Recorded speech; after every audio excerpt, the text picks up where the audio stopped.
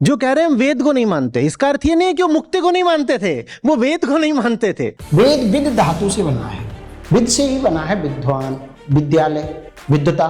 भारत में आस्तिक वो है जो सत्य के प्रति जिज्ञासा रखता हो। मीमांसा कारण है सनातन संस्कृति को बनाने वाले लोगों की सोच की।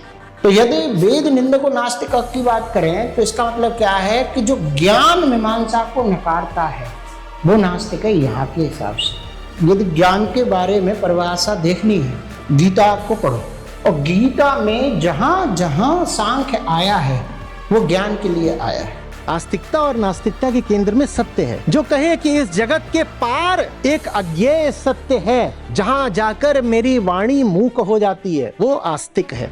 प्रज्ञानम ब्रह्म का मतलब है यानी कि जो ज्ञान है आपका, उसकी जो परिधि है, उसके जो परे है वो है प्रज्ञानम, उसे कहते हैं प्रज्ञानम। और फिर उसको कहा गया है कि वो है ब्रह्म।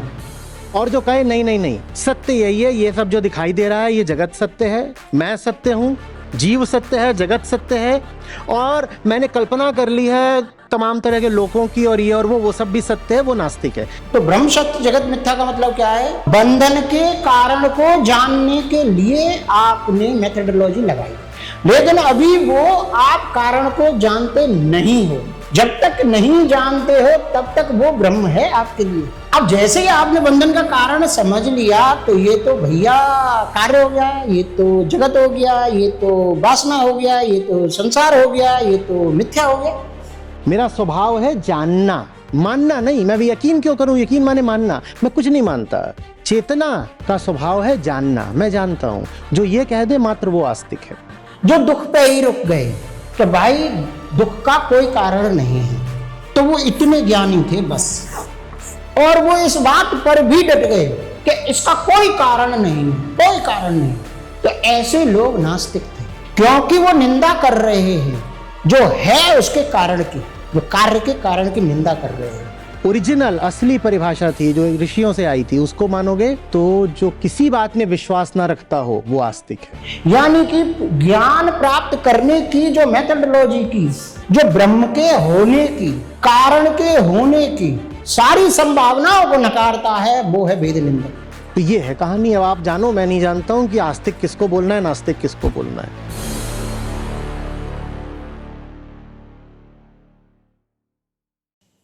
आज का हमारा एक विषय है नास्तिक और आस्तिक। नास्तिकता और आस्तिकता क्या है? तो इस विषय को लेने के पीछे कारण है कि अभी कुछ दिन पहले पाकिस्तान में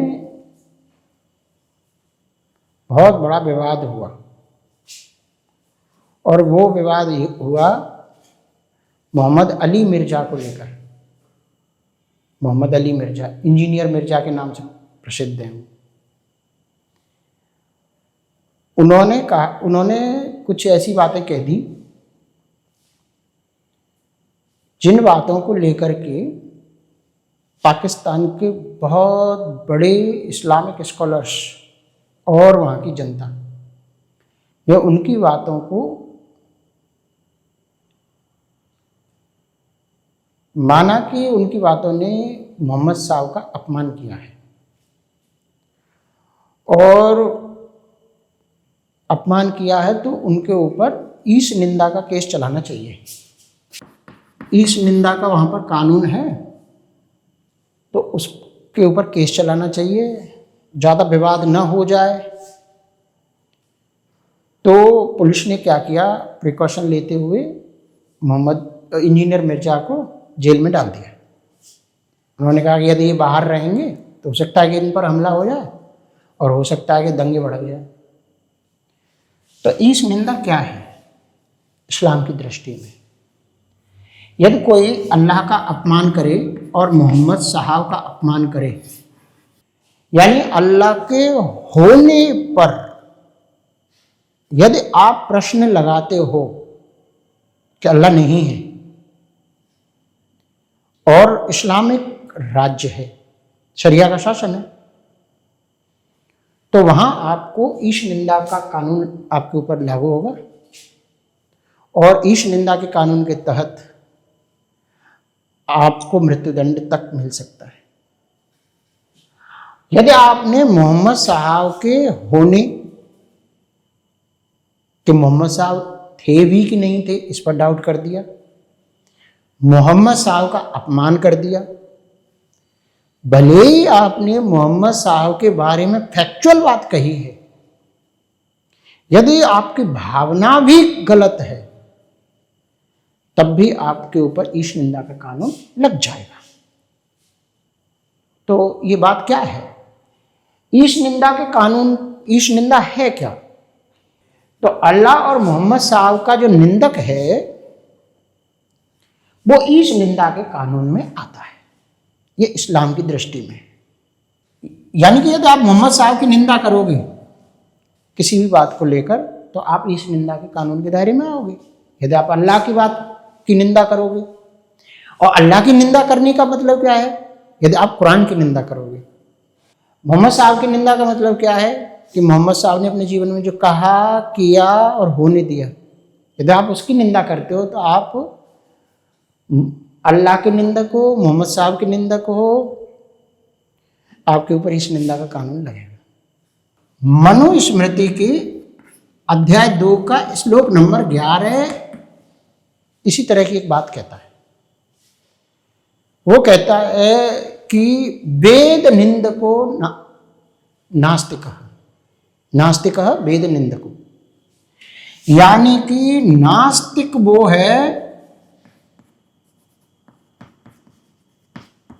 जो वेद की निंदा करे। नास्तिक शब्द किससे बना है? इसमें अस्ति शब्द छिपा हुआ है। अस्ति माने है, जो किसी होने को नकार दे, जो है उसको नकार दे, वो है नास्तिक। तो इस्लाम की दृष्टि में माना जाता है कि अल्लाह है, पूरी कायनात को बनाने वाला एकमात्र भगवान। अध्याय 21 की आयत नंबर 25, एकमात्र भगवान एकमात्र बादशाह, अध्याय 2 की आयत नंबर 107। और मोहम्मद साहब उसके रसूल हैं। कुरान अध्याय 48 की आयत नंबर 29। यदि इनके मोहम्मद साहब के रसूल होने को कोई नकारता है, अस्ति माने नकारता है, तो इस्लाम की दृष्टि में वो नास्तिक है। ठीक है। अब यहां आया है वेद क्या है? वेद विद धातु से बना है। विद को कहते हैं ज्ञान। धातु का मतलब होता है वर्ब। संस्कृत में धातु कहते हैं, इंग्लिश में उसे वर्ब कहते हैं। ज्ञान होना, ज्ञान देना, ये सब विद से आता है। विद से ही बना है विद्वान, विद्यालय, विद्वता, बौद्ध, बोध। ठीक है, ये विद से ही बने, ज्ञान से। वेद, तो वेद निंदको नास्तिक का मतलब है जो वेद की निंदा करे, यानी कि जो ज्ञान की निंदा करे वो है नास्तिक, ऐसा इसमें कहा है। अब बात आती है कि ज्ञान क्या है? भाई ज्ञान क्या है जिसकी निंदा करने को नास्तिक कहा गया है? तो ज्ञान को कहा गया है, ज्ञान पर यदि हम चर्चा करेंगे तो आप सनातन संस्कृति की मीमांसा को समझें थोड़ा सा। सनातन संस्कृति की मीमांसा क्या है? मीमांसा कारण है सनातन संस्कृति को बनाने वाले लोगों की सोच की। ठीक है, ये 3 हिस्सों में टूटी है। तत्व मीमांसा, पहले भी हमने इसमें बहुत चर्चा की है। अब दूसरा इसमें भाग है ज्ञान मीमांसा, और तीसरी है आचरण मीमांसा।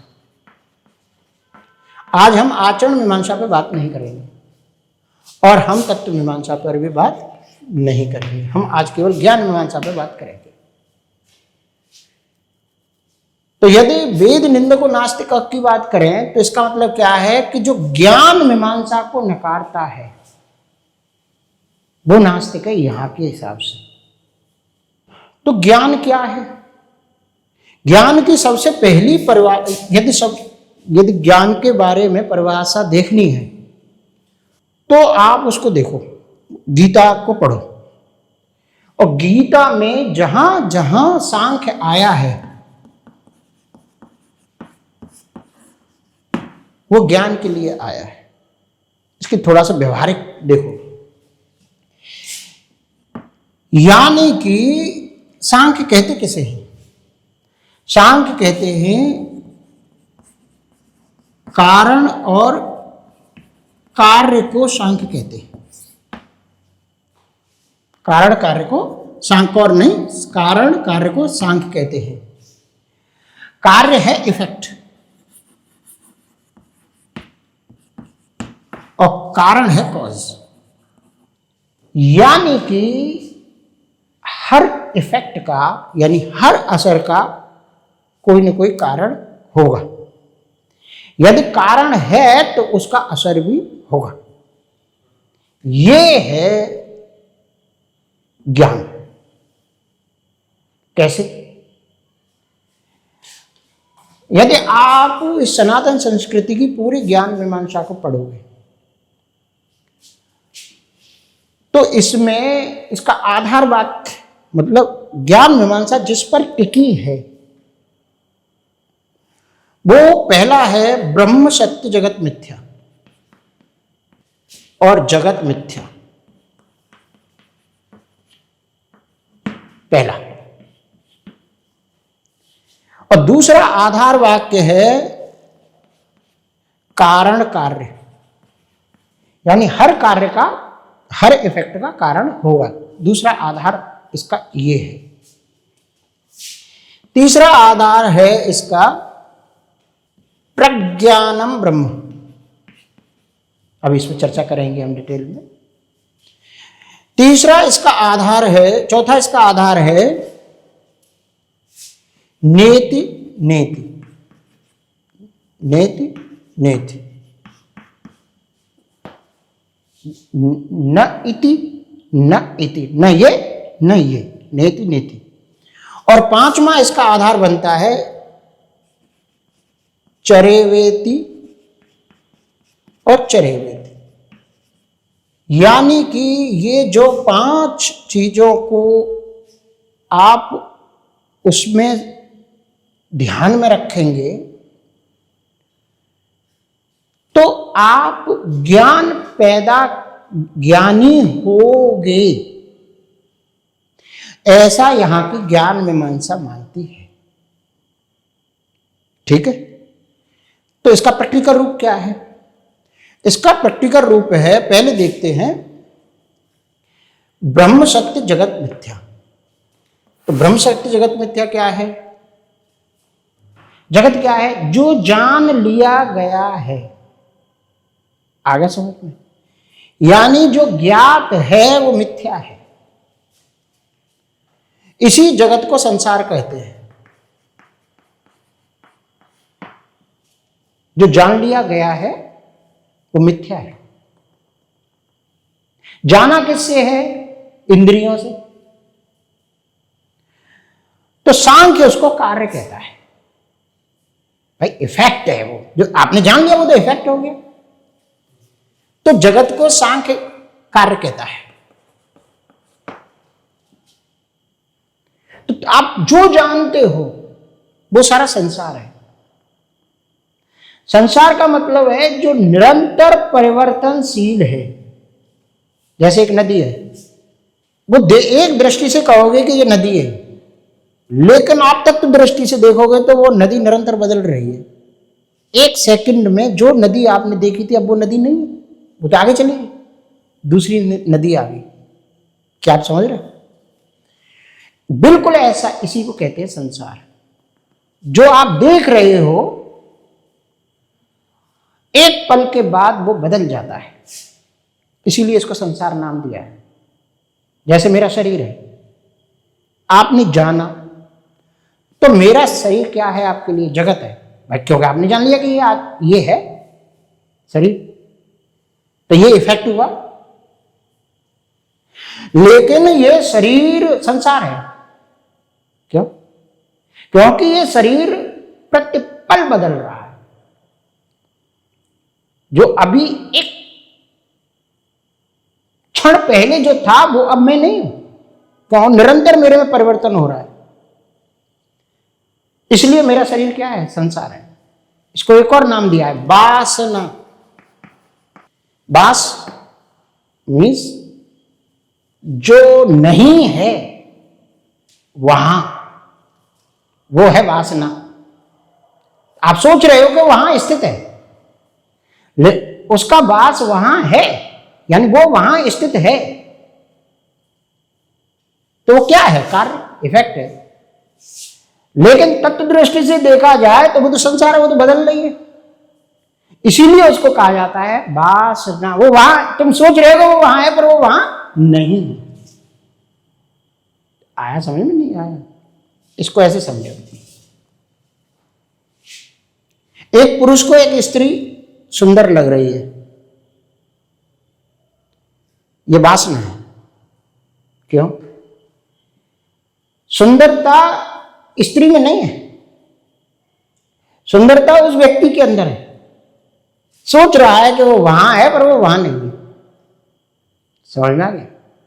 फिर समझो, अभी आपको समोसे अच्छे लग रहे हैं देखने में, लेकिन आपको 3-4 दिन लगातार सोने के तुरंत बाद समोसा, फिर पानी पीने के बाद समोसा, दिन रात समोसा समोसा समोसा समोसा समोसा देते गए। 8 दिन के बाद वही समोसा आपके सामने है। ठीक है नहीं?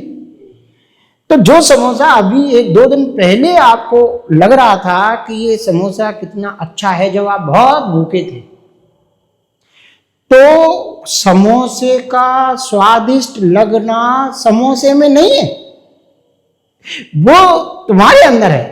क्यों? क्यों? समोसा तो वहीं की वहीं है, और यदि आपको बहुत सारे समोसे खिला दिए जाएं तो वही समोसा जो दूर है उसको देखते से ही आपको उल्टी आना शुरू हो जाएगी। भाई जब स्वादिष्ट था तो अभी उल्टी क्यों आ रही है? क्योंकि समोसा स्वादिष्ट नहीं, समोसे में स्वाद नहीं था, वो स्वाद आपके अंदर था, और समझ आप वहां रहे थे। इसे कहते हैं वासना। इसको और व्यवहारिक समझो। आप रोड पे जा रहे हो और मृग मारीचिका बनी हुई है, तो गर्मी के दिनों में रोड पे बहुत दूर पानी दिखाई देता है, इसे बोलते हैं वासना। ठीक है? इसको नाम दिया गया है मिथ्या।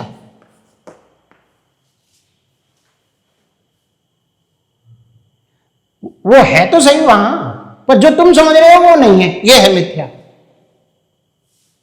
समझ में आया? ये झूठ, मिथ्या का मतलब झूठ नहीं है। जो है ही नहीं वो है झूठ, असत। संसार में कोई असत है ही नहीं। गीता में कहा है न असत न सतो भाव, नहीं, न असतो भावो, न असतो भावो, न अभावो विदते सत। मतलब सत की तो कमी नहीं है, यानी संसार में सत ही सत है, और असत तो है ही नहीं। न असतो, असत तो है ही नहीं। न असतो भावो, भाव नाम का, असत्य नाम का भाव है ही नहीं। न अभावो विदते सत, और सत्य की कोई कमी नहीं है, यानी पूरे संसार में सत्य ही सत्य है। समझ में आया? तो असत्य तो है ही नहीं, इसका मतलब झूठ तो है ही नहीं, तो है वहां पे, लेकिन तुम जो समझ रहे हो वो नहीं है, इसलिए उसको कहा है मिथ्या। ठीक है? तो इसको दूसरा नाम दिया गया वासना, जगत को। तो जो आप्त पुरुष हैं वो कहते हैं कि जो वासना है वो मिथ्या है, जो जगत है वो वासना है, वो संसार है, वो कार्य है, वो मिथ्या है। तो चूंकि कार्य है तो सांख्य कहता है कि हर कार्य का कारण होगा। भाई कार्य है तो उसका कारण होगा। तो इस संसार का, इस जगत का, इस वासना का, इस कार्य का कोई कारण होगा, और जो कारण है वही ब्रह्म है। जो कारण है वही क्या है? ब्रह्म है। और जो कारण है वही ब्रह्म है, वही क्या है? सत्य है। ठीक है? तो ब्रह्म सत्य है, जगत मिथ्या है। तो सांख्य की दृष्टि से कहोगे तो जो कार्य है, अब आप कहोगे कि ब्रह्म कारण है, कैसे कहोगे? ठीक है नहीं? तो इसके लिए एक आप प्रमाण है। तो एक गीता में आया, अहं सर्वस्व प्रभु। जो अहं है वही सबका कारण है। तो अहं कारण है, अहं सर्वस्व प्रभु। फिर अहं को कहा है अहं ब्रह्मास्मि, अहं ब्रह्म है, यानी अहं कारण है, अहं ब्रह्म है, तो ब्रह्म कारण हो गया कि नहीं हो गया? ठीक है। तो अब बात आ रही है कि जो कारण, किसी भी कारण का, किसी भी कार्य का जो कारण होता है वो ब्रह्म होता है। ये बातें हमारे यहां क्लियर हुई ब्रह्म सत्य जगत मिथ्या से। तो ब्रह्म सत्य जगत मिथ्या का मतलब क्या है? जो इन दोनों को इसके साथ देखो कि जो ब्रह्म कारण है वो सत्य है, और उस कारण का जो कार्य है, जो इफेक्ट है, वो जगत है, वो मिथ्या है। ठीक है, समझ में आया? अब है प्रज्ञानम ब्रह्म, इसको समझते हैं। प्रज्ञानम ब्रह्म का मतलब है प्र माने हुए है प्रथम, ज्ञानम माने ज्ञान के,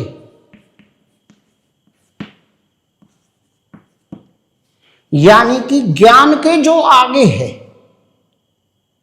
ये इसका प्रज्ञानम का ये दार्शनिक अनुवाद है।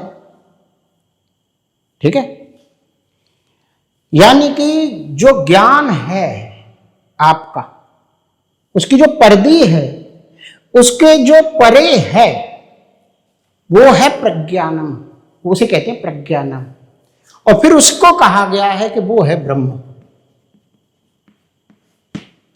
बात समझ में आई? जैसे आपका ज्ञान, ये संसार है पूरा, उसमें आपका ज्ञान इतना है, तो इस इतने ज्ञान के जो परे है वो है ब्रह्म। तो जो ज्ञान में है वो क्या है? वो है जगत। और जगत क्या है? वो है मिथ्या, वो है संसार, वो है वासना, वो है कार्य। भाई जो जान लिया, वो जो आपके ज्ञान में आ गया, वो तो इफेक्ट हो गया ना। क्या ये बात समझ में आई? अब बात आती है कि नीति नीति क्या है। नेति नीति का मतलब है न इति न इति, यानी आपके पास बहुत सारे विकल्प हैं और आपको एक विशेष चीज चाहिए। तो दो तरीके हैं कि आप जाओ और एक को चुन लो, भाई यही है। तो ये है मूर्खता। आपको चाहिए था, आपके जूते, आपके पैर का साइज है 8 नंबर, तो आप मार्केट में जाओगे तो पहला जूता पहन के देखोगे 1 नंबर नीति, फिर दूसरा, ऐसे थोड़ी है कि तुम आप दुकान में जाओगे और उसने कहा कि भाई मुझे जूते चाहिए और उसने उठा के दे दिया, आप लेके चले आओगे। तो पहले तो जूते चाहिए, जूते में भी पुरुष के जूते चाहिए, पुरुष के जूतों में भी मुझे मेरे साइज का जूता चाहिए।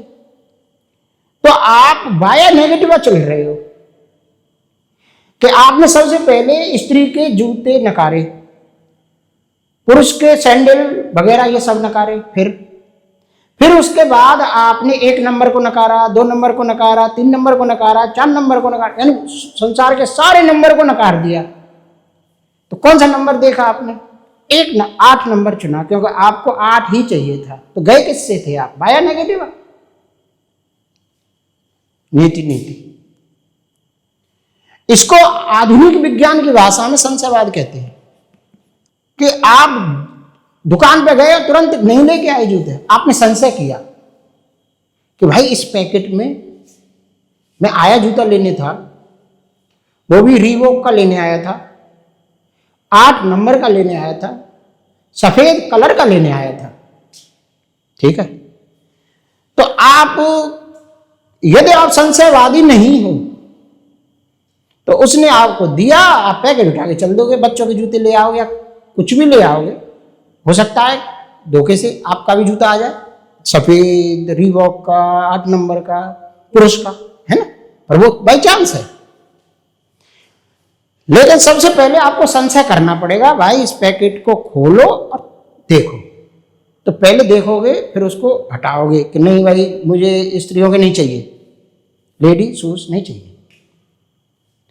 फिर वो कहेगा तो भाई साहब किसके चाहिए? कि पुरुष के, तो वो पुरुष के देगा।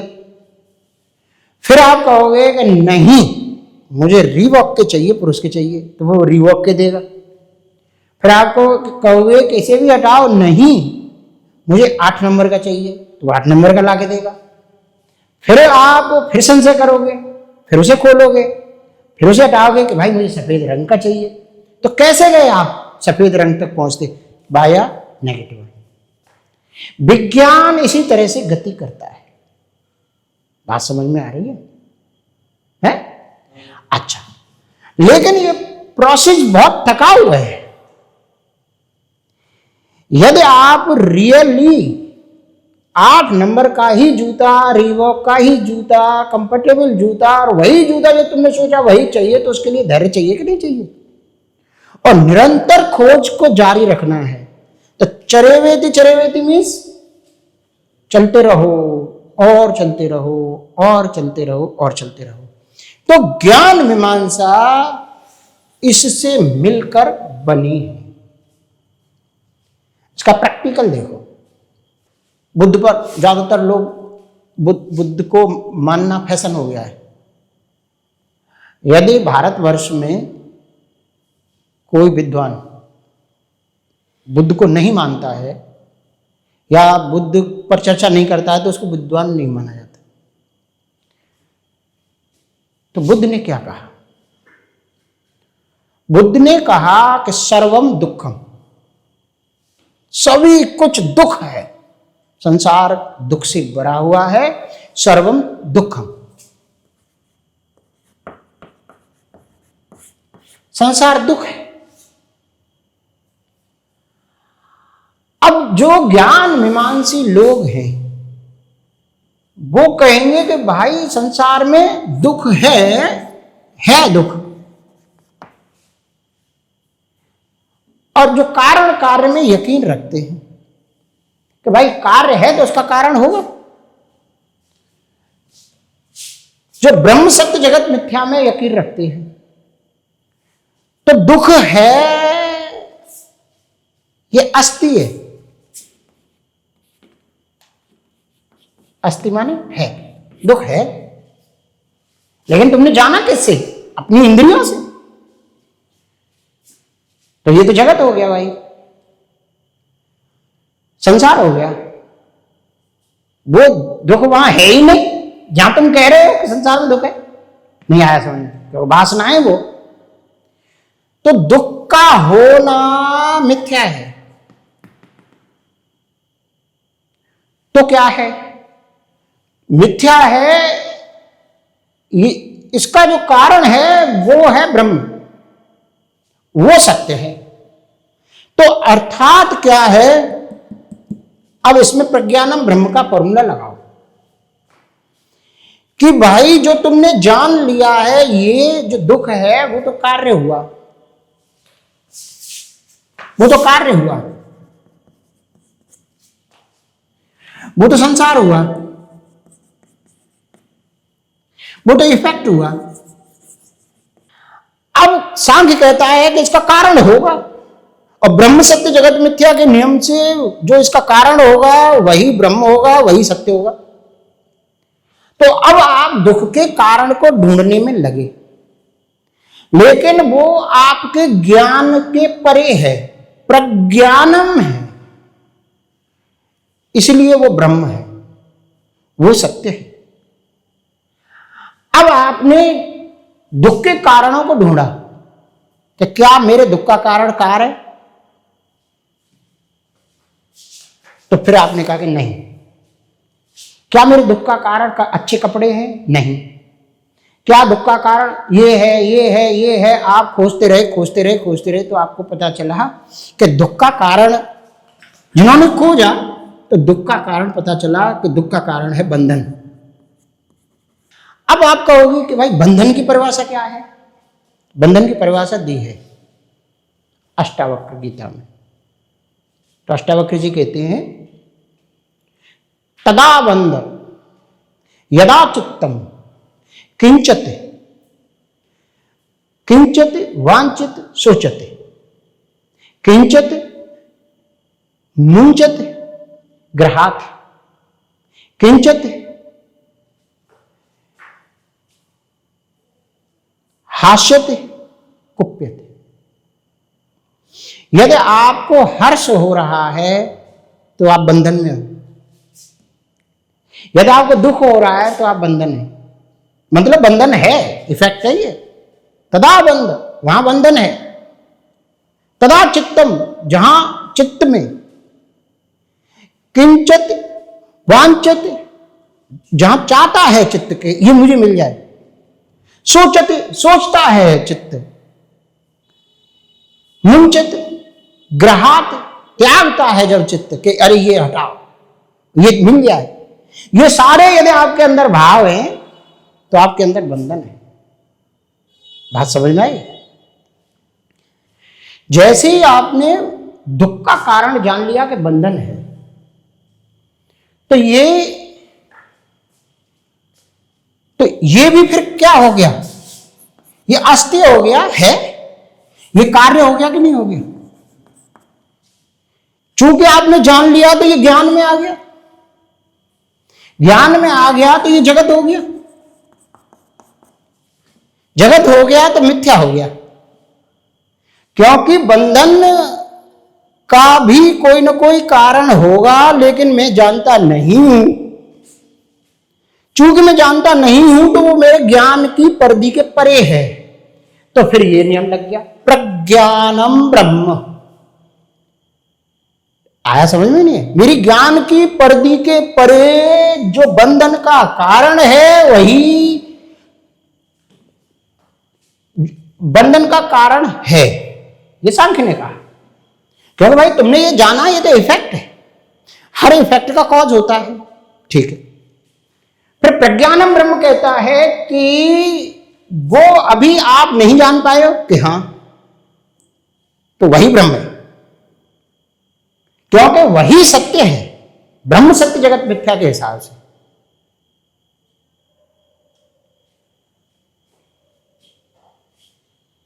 तो फिर आप बंधन के कारणों को ढूंढते हो, क्या बंधन का कारण ये है, ये है, ये है, ये है। तो यहां आपको एक चीज की आवश्यकता पड़ेगी। किसकी आवश्यकता पड़ी? यहां आवश्यकता पड़ी कार्य के कारण को जानने के तरीके। भाई इस बंधन का कारण क्या है? बंधन का कारण तो है, लेकिन क्या है, कैसे जानूंगा? तो जानने के लिए कोई मेथोडोलॉजी की आवश्यकता पड़ेगी, नहीं पड़ी? तो उस मेथोडोलॉजी के लिए फिर न्याय शास्त्र की रचना की गई। तो न्याय शास्त्र क्या है?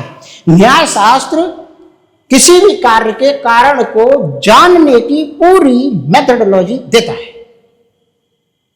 ठीक है, तो आपने न्याय शास्त्र को लगाया तो बंधन के कई कारण आपको प्राथमिक तौर पे पता चले। तो फिर आपने कहा क्या इस बंधन का ये कारण है? न्याय शास्त्र को फिट किया तो पता चला कि नहीं है नैतिक। क्या ये है? फिर एक न्याय शास्त्र को फिट किया, फिर न्याय शास्त्र को फिट किया। तो बंधन के कारण को जानने के लिए आपने मेथोडोलॉजी लगाई, वो न्याय शास्त्र ने दी। लेकिन अभी वो आप कारण को जानते नहीं हो। जब तक नहीं जानते हो तब तक वो ब्रह्म है आपके लिए। समझ में आ रहा है? और जैसे ही आपने बंधन का कारण जाना, या जिन लोगों ने जाना उन्होंने कहा कि भाई बंधन का कारण है संबंध का होना, यानी कि संगठन का भाव। गीता में कहा है अभिजनवान अस्मि, ये भाव कि मैं बहुत बड़े समूह वाला हूं। अभिजनवान अस्मि, यदि ये भाव आ गया तो वही बंधन का कारण है। ठीक है, अब जैसे ही आपने बंधन का कारण समझ लिया तो ये तो भैया कार्य हो गया, ये तो जगत हो गया, ये तो वासना हो गया, ये तो संसार हो गया, ये तो मिथ्या हो गया। सांख्य कहता है कि भाई साहब इसका भी कोई ना कोई कारण होगा, क्योंकि ये इफेक्ट है। प्रज्ञानम ब्रह्म कहता है कि जो तुमने जान लिया है इसकी परिधि के जो परे है, जो इसका कारण है, वही ब्रह्म है।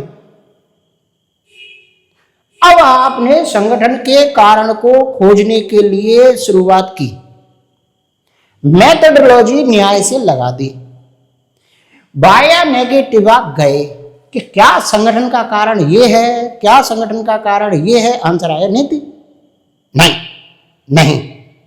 क्या संगठन का कारण ये? नहीं नहीं। लेकिन बहुत से लोग थक गए, रुक जाते हैं। तब यहां ये वाला मंत्र काम करता है, चलते रहो चलते रहो चलते रहो। किसकी खोज में? ब्रह्म की खोज में।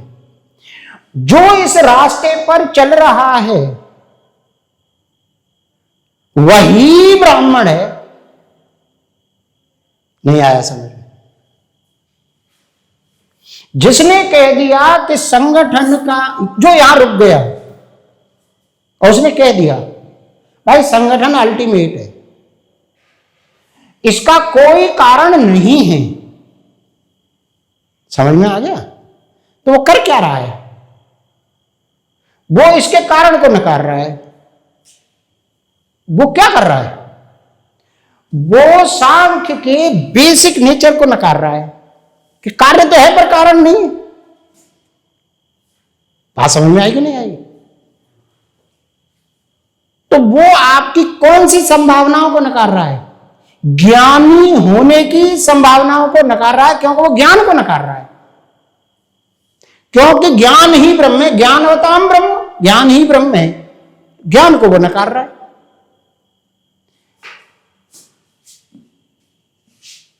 तो वो ज्ञान को नकार रहा है, यानी कि वो वेद को नकार रहा है, यानी कि वो इस मेथोडोलॉजी को नकार रहा है, यानी कि वो इसको नकार रहा है। तो वो क्या है? वो है नास्तिक। ऐसे व्यक्तियों की निंदा, ऐसे व्यक्ति वेद निंदक कहे गए, ऐसे व्यक्ति वेद निंदक कहे गए और ऐसे व्यक्तियों को नास्तिक कहा गया। समझ में आया नहीं आया? अब जो आस्तिक थी, जो कहते थे कि भाई ये संगठन जो है वो मिथ्या है, जगत है, इसका भी कारण होगा, वो आस्तिक थे इस बात में कि इस कार्य का कारण होगा। तो वो कारण में आस्था थी। और कारण को अभी हमने क्या प्रूफ किया था? कारण को हमने अहं प्रूफ किया था। अहं ब्रह्म था, तो उनकी किस में आस्था थी? उनकी ब्रह्म में आस्था थी। समझ में आई? आ रहा है समझ में नहीं आ रहा है? तो जिन लोगों ने फिर खोजा कि भाई संगठन का भी कोई ना कोई कारण होगा, संगठन का कारण ढूंढने का फिर वही तरीका निकाला गया, नेति नेति बाया नेगेटिव चले, वो लगाया न्याय शास्त्र लगाया। न्याय शास्त्र लगाया तो संगठन का कारण निकल के आया संघर्ष।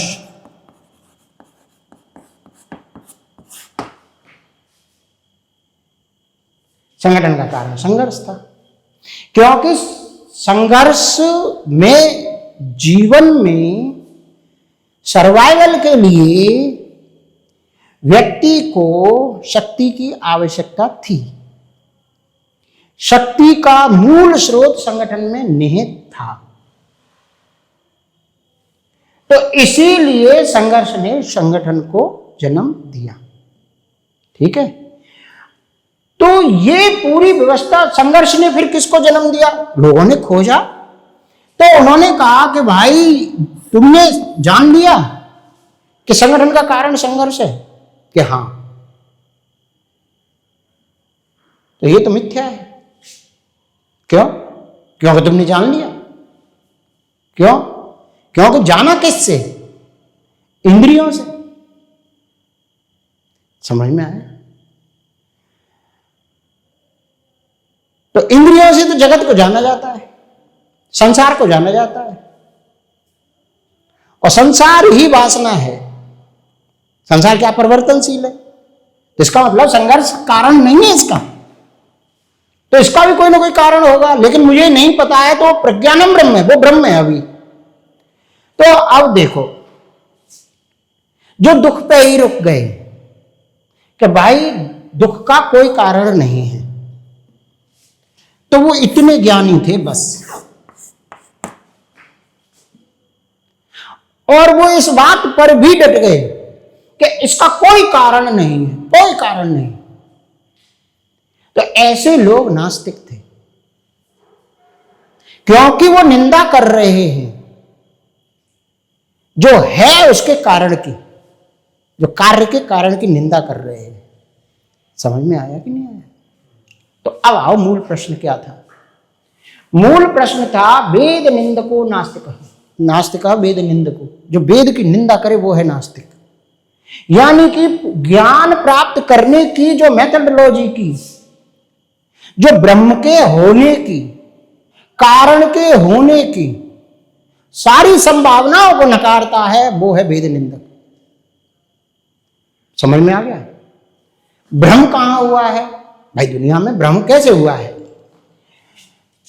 भ्रम हुआ है कि लोगों ने, जब आप कहते हो कि पूरी दुनिया को बनाने वाला कोई एक है, एक थ्योरी है कि वही बना है, पूरा संसार वही है, सर्व खलविदम ब्रह्म तज्जलानि शांत उपासित, सब कुछ ब्रह्म है, उसी से पैदा हुआ है, उसी में आश्रय पाता है, उसी में विलीन हो जाता है। एक तो थ्योरी है ये। एक थ्योरी है कि क्रिएटर अलग है, क्रिएशन अलग है। जब क्रिएटर और क्रिएशन को दो मानते हो तब यह समस्या पैदा होती है। जब आप क्रिएटर और क्रिएशन को दो को अलग मानते हो तब यह व्यवस्था होती है कि आप जब क्रिएटर के बारे में कुछ कहते हो तो वो निंदक होता है। ठीक है, उस पर ईश निंदा का कानून चलता है। जब आप कहते हो सब कुछ ब्रह्म है तो आप ब्रह्म की निंदा नहीं कर सकते, लेकिन ब्रह्म को खोजने के तरीके की निंदा कर सकते हो।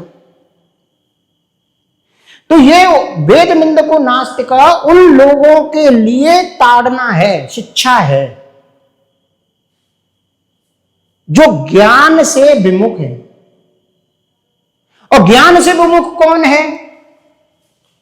ज्ञान से विमुख वो है जो नेति नीति का उल्टा है, यानी कि जो इति में विश्वास रखता है। इति, इति का मतलब क्या है? जो है वही सत्य है, उसका कोई कारण नहीं है, ये मान के बैठ गया है।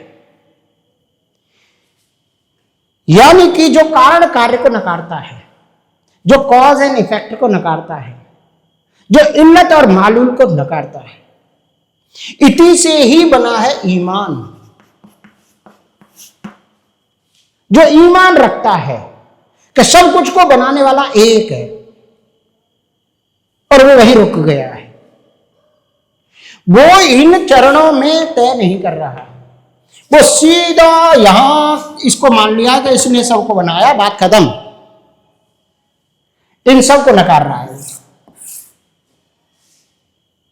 समझ में आया? तो इसका परिणाम क्या है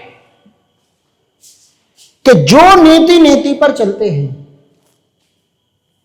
वो इस संसार के क्रिएशन में लगे हुए हैं, संसार में अच्छी से अच्छी चीज क्रिएट करने में लगे हुए हैं, क्योंकि वो संशयवाद पर है, नीति नीति पर है, हर कार्य के कारण को ढूंढने में लगे हुए हैं, फिर उसका कारण, फिर उसका कारण, फिर उसका कारण, फिर उसका कारण। ये विज्ञानवाद है, ये ज्ञानवाद है। इसका उल्टा क्या है? इति। इति से बना है इतिवाद। विज्ञानवाद, इतिवाद। तो इति यानी जो है वही सत्य है, इसी को कह दिया है ईमान, कि मैं जो आपको दे रहा हूं ना यही सत्य है, ये मान लो, ये ईमान है। जिन जिन सभ्यताओं में ईमान का जितना जितना दखल है या जितने डिग्री का ईमान समाज में व्याप्त है, वहां पर ज्ञानियों के होने की संभावना उतनी ही कम होती चली जा रही है। इसका कारण आप एक इस्लामिक पूरी दुनिया पर आप लगा के देख सकते हैं। आया समझ में? नहीं आया? तो आज का हमारा विषय था कि ना वेद निंदको नास्तिक, यानी वेद निंदक को नास्तिक कहा गया है। इसका रहस्य क्या है? नास्तिक कौन है, आस्तिक कौन है, ये आज का विषय था। तो नास्तिक कौन निकल के आया? नास्तिक वो है जो कार्य को तो स्वीकार करता है, अस्ति, लेकिन ना अस्ति, यानी इस कार्य का कारण नहीं है। और कारण क्या है? अहं। कारण है ब्रह्म। जो ब्रह्म के होने को नकारता है वो है नास्तिक। ठीक है? और आस्तिक कौन है? जो कहता है कि जो है वो असत्य नहीं है, क्योंकि असत्य तो कुछ नहीं, पर वो मिथ्या है, इसका कारण है और कारण सत्य है, वही ब्रह्म है, मुझे ब्रह्म को खोजना है, ऐसा व्यक्ति है आस्तिक। ये थी आस्तिक और नास्तिक की मूल परिभाषा, जिस पर थोड़ा सा भ्रम था। आज अपनी क्लास में इस विषय को रखा। धन्यवाद। आ रही बात समझ में? पूरा पन्ना भर गया।